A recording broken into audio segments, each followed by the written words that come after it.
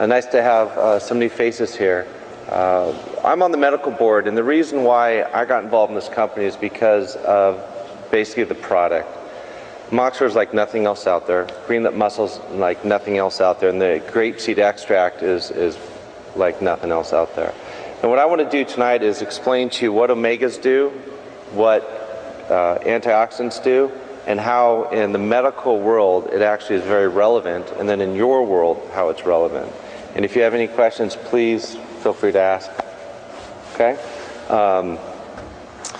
Real quickly, omega-3s are really the basis for every cell in the body. And when you look at a cell, you have, oh, here we go.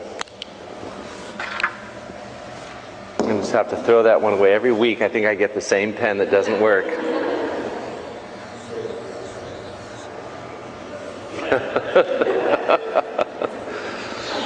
We'll keep going. I think the problem is I just put them back here every week also. All right, let's look at this one. Nice blue. I should take this on the road, huh? Let's keep going. All right, green. Who likes green? Again. All right. So basically, every cell membrane of every cell in the body is supported by phospholipids. And these are basically what omega-3s are. So they're like the fortress of the cell. And when a cell is damaged, either from free radicals, oxidative stress, from injury from working out, from tissue damage, from autoimmune problems like arthritis or rheumatoid arthritis or Crohn's disease or psoriasis, they basically secrete enzymes that basically start the inflammatory cascade. And some of those are interleukins, some are cytokines, and some are called tissue necrosis factor. And what those do is those start the cascade of inflammation. And at the end of inflammation, what you feel is pain. And that's the body's response to the inflammatory cascade.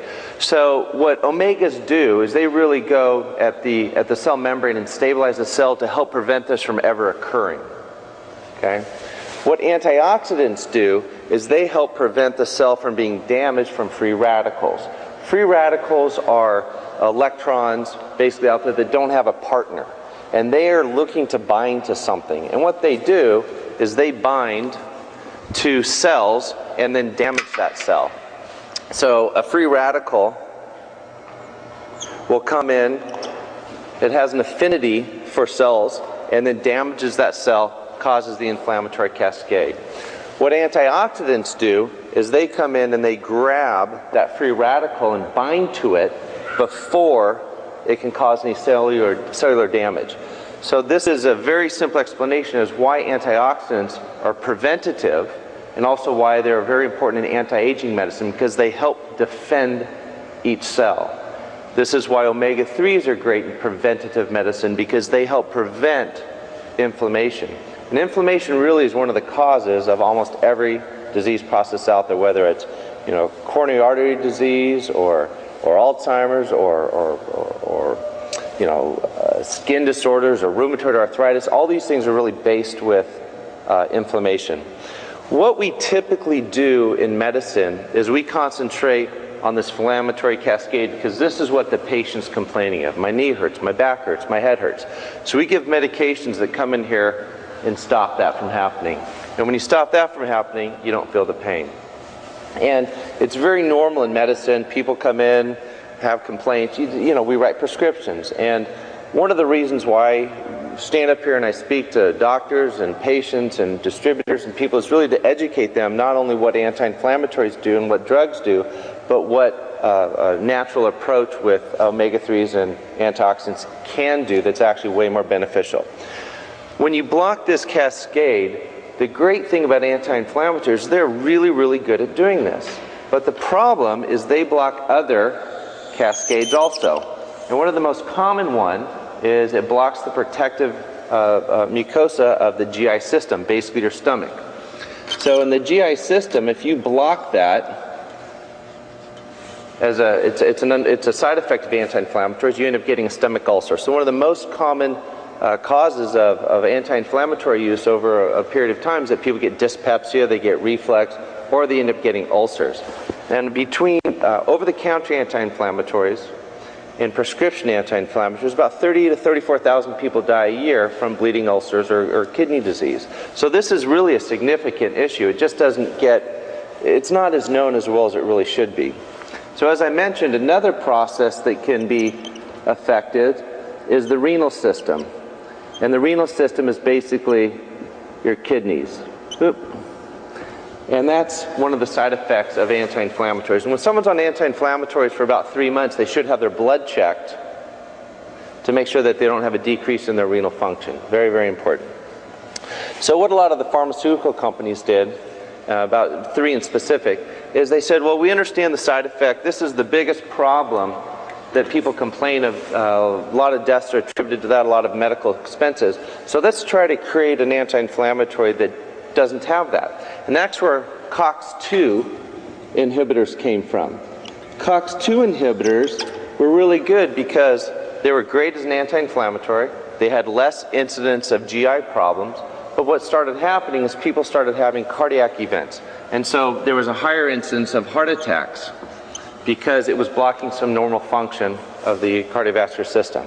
And the great example is Vioxx. Vioxx was researched, and it was so great at a pain as an anti-inflammatory, but then they started seeing what was happening is that more and more people were having heart attacks. And then Vioxx finally got pulled. And up to about a year after people stopped taking Vioxx, they still have an increased risk of cardiovascular events. And that research just came out about 6 weeks to 2 months ago. So when you look at medicine, allopathic or general medicine is really on this side of the equation, and preventative and holistic medicine is really on this side of the question, or on the equation. It's really preventing the cell from ever being damaged in the first place, or stabilizing the cell so there's less of the cascade occurring. In about 15, 20 years ago, the American Heart Association said that people should have a high diet in fish, or they should supplement with omega-3s. And the reason why is that the omega-3s help stabilize the cells of the blood vessel walls, which decreases inflammation, which decreases the aggregation of cholesterol plaques. So if you look at a blood vessel, sorry, I'm standing right in front.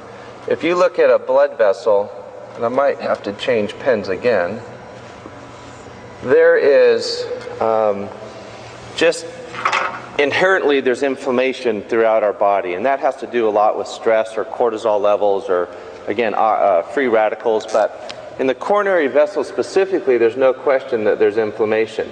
And what happens is that the body has its own defense mechanism against damage to the vessels, and that's one of the purposes of cholesterol. So when cholesterol goes through your blood, if there's an injury to basically the vessel wall, cholesterol kind of goes and attaches to it and creates almost like a clot over that. And with time, those plaques get calcified. So a calcified plaque is an old plaque. Well, traditional medicine will say, let's decrease the amount of cholesterol we have so you don't have as much of this. Alternative medicine will say, well, let's decrease the inflammation so the cholesterol never sticks to it. And in actuality, they both are right. We really need both of those to help decrease coronary artery disease and stroke risk. This is also the example of why people who have diabetes get peripheral vascular disease in their legs and have more infections and have poor sensation.